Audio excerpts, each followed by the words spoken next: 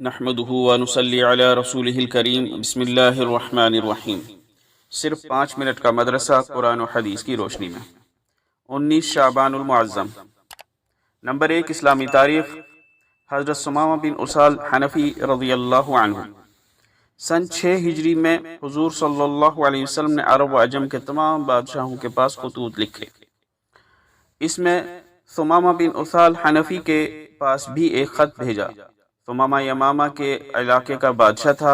اس نے حضور صلی اللہ علیہ وسلم کے خط پر بڑی ناگواری کا اظہار کیا اور حضور صلی اللہ علیہ وسلم کو نعوذ باللہ قتل کرنے کا ارادہ کیا، لیکن ناکام رہا تو وہ صحابہ رضی اللہ عنہم کے راستے میں گھات لگا کر بیٹھتا اور حملہ کر کے شہید کر دیتا۔ ایک مرتبہ صحابہ رضی اللہ عنہم نے اسے قید کر لیا، مسجد نبی میں لائے۔ تمام صحابہ چاہتے تھے کہ اسے مقتول صحابہ کے خون کے بدلے میں قتل کر دیا جائے۔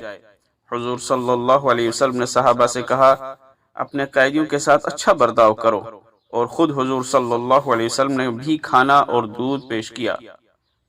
2 روز کے بعد اس کو رہا کرنے کا حکم دیا۔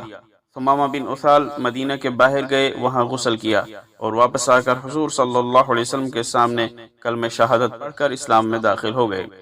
حضرت ثمامہ بن اسال رضی اللہ عنہ سب سے پہلے مسلمان ہیں جنہوں نے اسلامی طریقے پر عمرہ کیا، اور سب سے پہلے آدمی ہیں جو لبیک اللہم لبیک کہتے ہوئے مکہ میں داخل ہوئے۔ حضرت ثمامہ رضی اللہ عنہ نے اطمینان سے عمرہ کیا، کسی کو ان کو روکنے کی ہمت نہ ہوئی۔ حضرت ثمامہ رضی اللہ عنہ نے مسلمہ کذاب سے مقابلہ کیا، مختلف جنگیں ہوئیں، پھر سن 11 ہجری میں ایک جنگ کے موقع پر شہید ہو گئے۔ نمبر 2، اللہ کی قدرت۔ زمین کے خزانے۔ اللہ تعالیٰ نے زمین میں ہیرے، موتی، سونا، چاندی، لوہا، پیتل اور نہ جانے کتنی قسم کی دھاتیں پیدا فرمائی ہیں، جن کے استعمال سے انسان ہزاروں قسم کی چیزیں تیار کر لیتا ہے۔ اللہ تعالیٰ نے ہمارے فائدے کے لیے زمین میں کیسی کیسی قیمتی دھاتوں کو پیدا فرمایا۔ یقیناً یہ اللہ کی عظیم قدرت کی نشانی ہے۔ نمبر 3، ایک فرض کے بارے میں۔ پڑوسیوں کے ساتھ حسن سلوک۔ حضور صلی اللہ علیہ وسلم نے فرمایا، وہ شخص جنت میں داخل نہ ہوگا جس کے پڑوسی اس کے تکلیف پہنچانے سے معمون نہ ہوں۔ نمبر 4، ایک سنت کے بارے میں۔ اسلام پر وفات پانے کے لیے جو شخص یہ چاہے کہ اس کا خاتمہ ایمان پر ہو اور نیک لوگوں کے ساتھ رہے تو وہ یہ دعا کرے، فاطر السماوات والارض انت ولی فی الدنیا والآخرۃ توفنی مسلما والحقنی بالصالحین۔ ترجمہ، اے زمین و آسمان کے پیدا کرنے والے، آپ ہی دنیا اور آخرت میں ہمارے آقا ہیں، ہمیں اسلام کی حالت میں وفات دیجیے اور نیک لوگوں میں شامل کر دیجیے۔ نمبر 5، ایک اہم عمل کی فضیلت۔ باوضو سونا۔ رسول اللہ صلی اللہ علیہ وسلم نے فرمایا، جو بھی مسلمان وضو کر کے اللہ تعالیٰ کا ذکر کرتے ہوئے سوتا ہے، پھر رات میں بیدار ہو کر اللہ سے دنیا اور آخرت کی بھلائی کا سوال کرتا ہے تو اللہ تعالیٰ اسے ضرور دیتے ہیں۔ نمبر 6، ایک گناہ کے بارے میں۔ بیع سلف میں مبیع تبدیل کرنا جائز نہیں۔ رسول اللہ صلی اللہ علیہ وسلم نے فرمایا، جس شخص نے کسی چیز میں بیع سلف کی تو وہ اسے کسی اور چیز سے تبدیل نہ کرے۔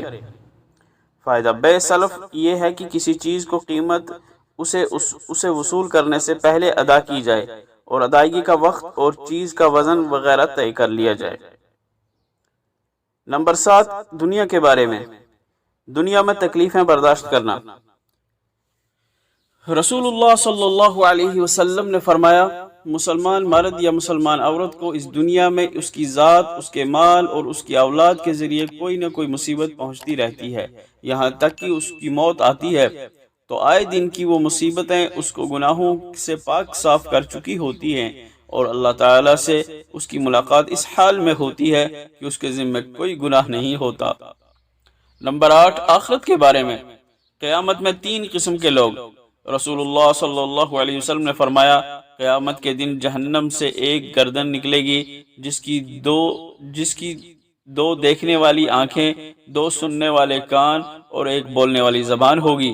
وہ کہے گی، 3 قسم کے لوگ میرے سپرد کیے گئے ہیں، ہر مغرور حق جان کر روگردانی کرنے والا، اللہ کے ساتھ کسی اور کو خدا سمجھ کر پکارنے والا، تصویر بنانے والا۔ نمبر 9، طب نبوی سے علاج، سینے کے وسوسوں کا علاج۔ رسول اللہ صلی اللہ علیہ وسلم نے فرمایا، کیا میں تمہیں ایسی چیز نہ بتاؤں جس سے دل کے وسوسے زائل ہو جائیں؟ ہر مہینے 3 دن روزے رکھ لیا کرو۔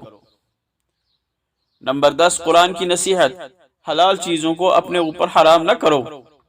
قرآن میں اللہ تعالیٰ فرماتا ہے، اے ایمان والو، جو پاکیزہ چیزیں اللہ نے تمہارے لیے حلال کی ہیں ان کو اپنے اوپر حرام نہ کیا کرو، اور شرعی حدود سے آگے مت بڑھو۔